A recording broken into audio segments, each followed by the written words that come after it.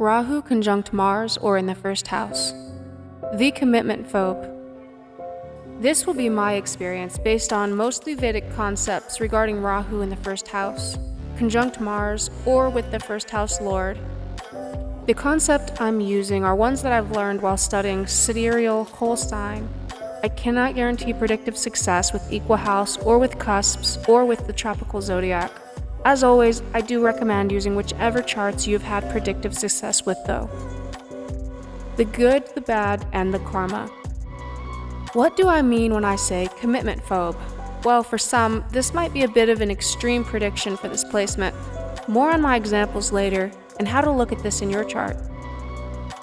First, the first house and Aries represent personhood, how you show up in the world, your emergent energy, activity, and your effect on the world.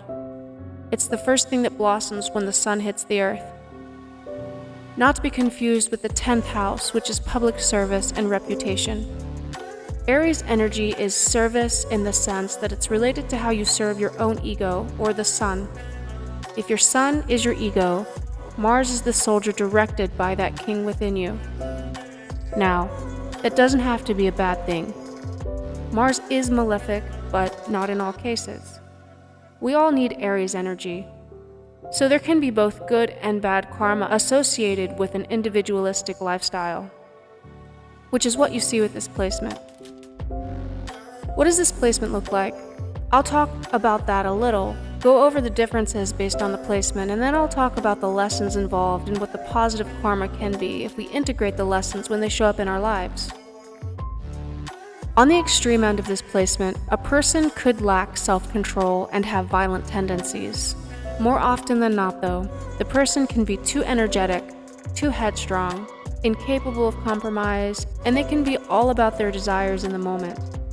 Aries is the shadow side of Libra. Libra is the 7th house and is about equal give and take, or the marketplace, while Aries is more so about yourself and what you would like to achieve. With Aries, it's less about giving and more about taking. This can be more of the extreme case though. Around the mid-range of experiences, you'll get someone who has an aversion to relationships, or some neuroticism around communal decisions. They might have a paranoia about allowing others to have control over their decisions. I'll talk about an example where the first house is Pisces and where Mars and Rahu are both present in that house. Afterward, I'll show you some ways to look at it based on the signs in your own chart. Pisces is about spirituality. Pisces is water.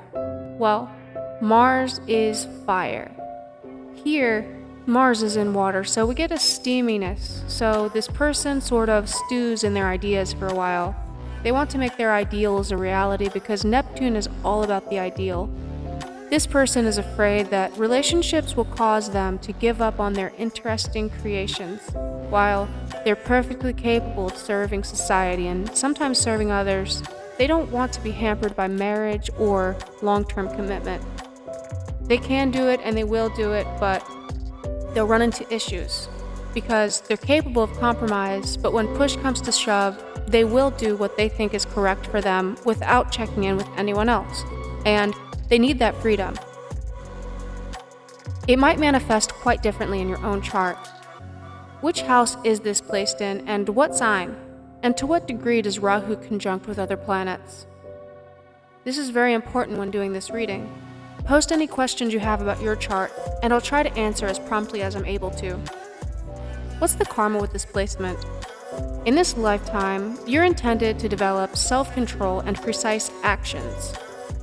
You may have repeated karmic relationships teaching you that you will lose relationships if you don't develop the ability to compromise and put others first. Find Venus and Libra in your chart, and which signs and planets are there, and the sign which Ketu, the south node, is in. Those signs and placements will help you even out this energy of Rahu. Practice equal exchange. Practice checking in with others and see how they're feeling about their goals when your choices affect them. If you're doing this in a spiritually responsible way, your Rahu might mature around the mid-40s, and hopefully these lessons will blossom into a gift. Be careful not to lose your head in arguments and cause mistakes in relationships that you can't take back. Remember most of all the proverb that no man is an island unto himself, and it takes a village. You're not alone, nor are you intended to be. Please subscribe for more, and thank you for your time. Good luck on your journey.